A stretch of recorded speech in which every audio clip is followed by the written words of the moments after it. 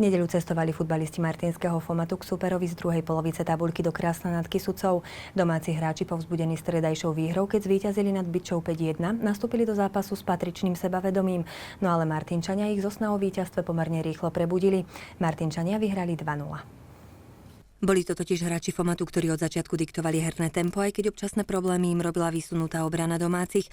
Hernú pohodu narušilo pre zranenie nutné striedanie Stašíka, no aj s týmto sa nakoniec hostia vysporiadali. Do vedenia mohli ísť po peknej prihrávke Grigera, no Tomkovi sa podarilo trafiť len brankára.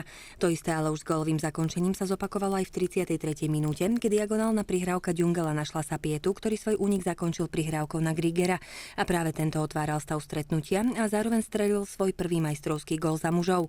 Domáci aj napriek predzápasovej eufórii počas prvého polčasu nevystrelili na bránu hostí ani raz. Aj v druhom dejstve boli zverenci trénera Jozefa Šina lepším mužstvom a zvýšiť vedenie mohli po výbornej prihrávke Repáňa na Ďungela, no stav sa nemenil. V 66. minúte zaváhal brankár Gonšor, nasledoval pokutový kop, no martinský golman svoju chybu 100% napravil, keď vychytal Kopáska. V 87. minúte Fomatiaci ešte predsa len zberali ovocie za aktivitu, keď peknú kombinačnú akciu Sapietu s Garejom dokončil Marek Facuna. Ten využil svoj vôbec prvý dotyk s loptou po striedaní a poistil víťazstvo hostí. Martinčania si tak na svoje konto pripísali ďalšie body, no hlavne odčinili minulotýždňovú domácu prehru.